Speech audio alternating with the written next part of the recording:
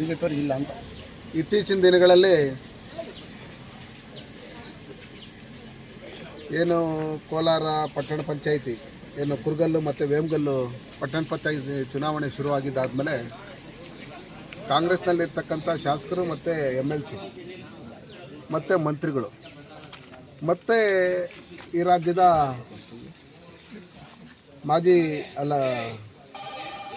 ಸಚಿವರಾದಂಥ ನಮ್ಮ ಬೈರೇಗೌಡರ ಸುಪುತ್ರರಾದಂಥ ಕೃಷ್ಣ ಬೈರೇಗೌಡರು ಪ್ರತಿ ಗ್ರಾಮಗಳಿಗೂ ಫೋನ್ ಮಾಡಿ ಮೊಬೈಲ್ ತಪ್ಪು ನೋಡಪ್ಪ ನಮ್ಮ ಪಕ್ಷಕ್ಕೆ ಬಂದುಬಿಡ್ಬೇಕು, ನೀನು ಅದು ಮಾಡ್ತೀನಿ ಇದು ಮಾಡ್ತೀನಿ ಅನ್ನೋ ಲೆಕ್ಕಾಚಾರದಲ್ಲಿ ಆಮಿಷಗಳನ್ನು ಹೊತ್ತಿ ಎರಡು ನಾಮಿನಿ ಪಟ್ಟಣ ಪಂಚಾಯತಿ ಸದಸ್ಯರನ್ನು ಮಾಡೋಂಥ ಅವಕಾಶ ಇದ್ರೂ ಸುಮಾರು 20 ಜನಕ್ಕೆ ಈಗಾಗಲೇ ಆಶ್ವಾಸನೆ ಕೊಟ್ಟಿದೆ. ಇದನ್ನೆಲ್ಲ ನೋಡ್ತಾ ಇದ್ರೆ ಡೌನ್ ಮಾಡ್ತೀರಣ್ಣ. ಯಾವ ರೀತಿ ಸಿದ್ದರಾಮಯ್ಯನವರು ಯರಗೋಳ್ ಡ್ಯಾಮ್ ಉದ್ಘಾಟನೆ ಮಾಡಕ್ಕೆ ಬಂದಂಥ ಸಂದರ್ಭದಲ್ಲಿ ನಾನು 1200 ಕೋಟಿ ಕಾಮಗಾರಿಗಳು ಗುದ್ಲಿ ಪೂಜೆ ಮಾಡಿದ್ದೀನಿ ಅಂತ ಹೇಳ್ಬಿಟ್ಟು ಹೇಳಿದ್ರಲ್ಲಿ ಯಾವುದು ಒಂದೇ ಒಂದು ಕೆಲಸ ನಡೆದಿಲ್ಲ.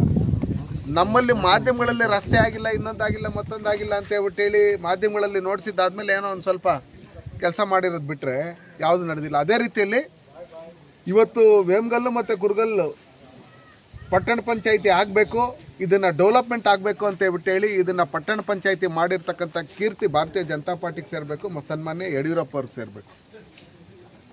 ಈ ಭಾಗದಲ್ಲಿ ಕೈಗಾರಿಕಾ ಪ್ರದೇಶಗಳು ಹೆಚ್ಚಿಗೆ ಇರೋದ್ರಿಂದ, Narasapura industrial area, Vemagal industrial area ಹೆಚ್ಚಿಗೆ ಇರೋದ್ರಿಂದ ಈ ಭಾಗನ ಡೆವಲಪ್ಮೆಂಟ್ ಮಾಡಬೇಕು ಅಂತೇಳಿ ನನ್ನನ್ನು ಸಂಸದನಾಗಿ ಆಯ್ಕೆ ಮಾಡಿದಾದ್ಮೇಲೆ ನಮ್ಮ ಎಲ್ಲ ಮುಖಂಡರುಗಳ ಏನು ಒತ್ತಾಸೆ ಇತ್ತು ಅದನ್ನೆಲ್ಲ ಇಟ್ಕೊಂಡು ನಾವು ಮುಖ್ಯಮಂತ್ರಿಗಳಾದಂಥ ಯಡಿಯೂರಪ್ಪ ಸಾಹೇಬ್ರ ಕೈಯಲ್ಲಿ ಇದನ್ನು ಲೆಟರ್ ಕರೆಸ್ಪಾಂಡೆನ್ಸ್ ಮಾಡಿದಂಥ ಸಂದರ್ಭದಲ್ಲಿ ಇದನ್ನು ಘೋಷಣೆ ಮಾಡಿ ಇವತ್ತು ಪಟ್ಟಣ ಪಂಚಾಯಿತಿ ನಡೀತಾ ಇದೆಯಾ ಅಂದರೆ ಅದಕ್ಕೆ ಕಾರಣ ಭಾರತೀಯ ಜನತಾ ಪಾರ್ಟಿ.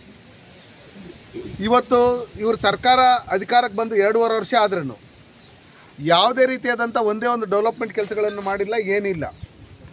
ಇವತ್ತು ನಮ್ಮ ಓಂಶಕ್ತಿ ಚಲಪತಿಯವರು ಜಿಲ್ಲಾಧ್ಯಕ್ಷರು ಮತ್ತು ಕಾರ್ಯಾಧ್ಯಕ್ಷರಾದಂಥ ನಟರಾಜಣ್ಣವರು, ಪ್ರಕಾಶ್ ಅಣ್ಣವರು ಮತ್ತು ಕೋಡಹಳ್ಳಿ ಮಂಜಣ್ಣವರು ಮತ್ತು ನಮ್ಮ YN ನಾರಾಯಣಸ್ವಾಮಿಯವರು, ವೆಂಕಟಪ್ಪ ಅವರು ಮತ್ತು MLC ಗೋವಿಂದರಾಜಣ್ಣವರು ಎಲ್ಲ ಮುಖಂಡರುಗಳು ಒಟ್ಟಿಗೆ ಸೇರ್ಕೊಂಡು ಇವತ್ತು NDA ಸಭೆಯನ್ನು ನಡೆತು. ಈ ಸಭೆಯಲ್ಲಿ ನಾವು ಹೇಳಿದ್ರಿ ಅದು JDS ಇರ್ಬೋದು, BJP ಇರ್ಬೋದು, ಗೆಲ್ಲಬೇಕಷ್ಟೇ. ಒಟ್ಟಿನಲ್ಲಿ ಇಲ್ಲಿ ಕಾಂಗ್ರೆಸ್ ಮುಕ್ತ ಕುರ್ಗಲ್ಲು ಮತ್ತು ವೇಮಗಲ್ ಪಟ್ಟಣ ಪಂಚಾಯಿತಿ ಆಗಬೇಕು ಅನ್ನೋ ಲೆಕ್ಕಾಚಾರದಲ್ಲಿ ತೀರ್ಮಾನ ಮಾಡಿರೋದ್ರಿಂದ ಕೊಡ್ಬೇಕಂತೇಳಿ ನಾವು ನಮ್ಮಲ್ಲಿ ಒಂದೊಂದು ಸೀಟ್ಗೆ ಒಂದೊಂದು ಊರಲ್ಲಿ 2, 3, 4 ಜನ 5 ಜನ ಪೈಪೋಟಿ ಇದ್ರೆ ಅವರಲ್ಲಿ ಸೀಟ್ಗಳಿಗೂ ಯಾರು ಟಿಕೆಟ್ ಕೇಳೋರು ಇಲ್ಲಿ ಪತ್ತೆ ಇಲ್ಲದೆ ಇವತ್ತು BJPಯಲ್ಲಿರೋರನ್ನ JDSಯಲ್ಲಿರೋರನ್ನ ಆಸೆಗಳು ಆಮಿಷಗಳನ್ನು ಒಡ್ಡಿ ಅವ್ರನ್ನ ಕರ್ಕೊಂಡೋಗಿ ನಾವು ನಿಮ್ಮನ್ನು ಕ್ಯಾಂಡಿಡೇಟ್ ಮಾಡ್ತೀರಿ, ನಿಮ್ಮನ್ನು ದುಡ್ಡು ಖರ್ಚು ಮಾಡ್ತೀರಿ ಅಂತ ಹೇಳ್ತಾ ಇರ್ತಕ್ಕಂಥದ್ದು ಕಾಂಗ್ರೆಸ್ ಅವರು.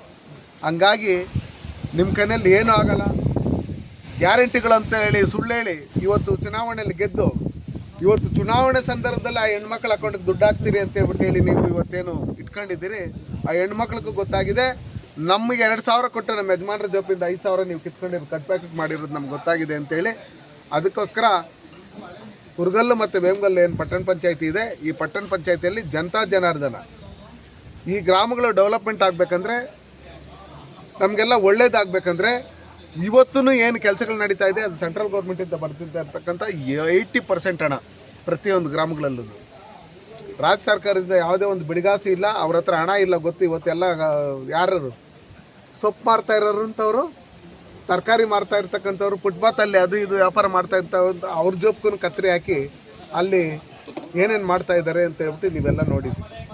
ಫೋನ್ಪೇ ಇರ್ತಕ್ಕಂಥದ್ದನ್ನೆಲ್ಲ ಇದು ಮಾಡಿ GSTಗೆ ಇದು ಮಾಡಿ ನಾವು 1,20,000 ಕೋಟಿ ಮಾಡಬೇಕು ಅರ್ಜೆಂಟಾಗಿಲ್ಲ ಅಂದರೆ ಆಗಲ್ಲ ಅಂತ ಹೇಳ್ಬಿಟ್ಟು ಹೇಳಿ ಇದು ಮಾಡ್ತಾ ಇರ್ತಕ್ಕಂಥ ಇದನ್ನೆಲ್ಲ ನೋಡಿದಂಥ ಸಂದರ್ಭದಲ್ಲಿ ಅವರು ಹತಾಶರಾಗಿದ್ದಾರೆ. ಹತಾಶರಾಗಿ ಇವತ್ತು ಅವ್ರಿಗೆ ಟಿಕೆಟ್ಗಳು ತೆಗೆದುಕೊಳ್ಳೋದಕ್ಕೆ ಅವರು ಅಭ್ಯರ್ಥಿಗಳಿಲ್ಲದೆ ಇರತಕ್ಕಂಥ ಕಾರಣಕ್ಕೆ ನಮ್ಮವ್ರನ್ನೆಲ್ಲ ಅವರು ಹುಡುಕ್ತಾ ಇದ್ದಾರೆ. ಯಾವುದೇ ಕಾರಣಕ್ಕೂ ಸಕ್ಸಸ್ ಆಗಲ್ಲ. ನಮ್ಮಲ್ಲಿ ಅಭ್ಯರ್ಥಿಗಳನ್ನ ಯಾರನ್ನ ಆಯ್ಕೆ ಮಾಡಬೇಕು ಅಂತೇಳಿ ನಮ್ಮ ಧೀರಜ್ ಮುನರಾಜಣ್ಣ ಇರ್ಬೋದು, ನಮ್ಮ ನಂದೀಶ್ ರೆಡ್ಡಿ ಅವರು ಇರ್ಬೋದು, ನಮ್ಮ ಓಂಶಕ್ತಿ ಚಲಪತಿ ಅವರು, ನಮ್ಮ ಎಲ್ಲ ಮುಖಂಡರುಗಳು JDS ಮತ್ತು ಭಾರತೀಯ ಜನತಾ ಪಾರ್ಟಿಯಲ್ಲಿ ಒಗ್ಗಟ್ಟಾಗಿ ಕೆಲಸ ಮಾಡಿ ನಾವು 17ಕ್ಕೆ 17 ಸೀಟ್ ಗೆಲ್ಲೋದ್ರ ಮುಖಾಂತರ ಈ ಪಟ್ಟಣ ಪಂಚಾಯಿತಿಯನ್ನು ನಾವು ಕೈ ಹಿಡಿತೀರಿ. ಮುಂದಿನ ದಿನಗಳಲ್ಲಿ ಈ ಕಾಂಗ್ರೆಸ್ ಸರ್ಕಾರ ಕರ್ನಾಟಕದಲ್ಲಿ ಬರೋಲ್ಲ.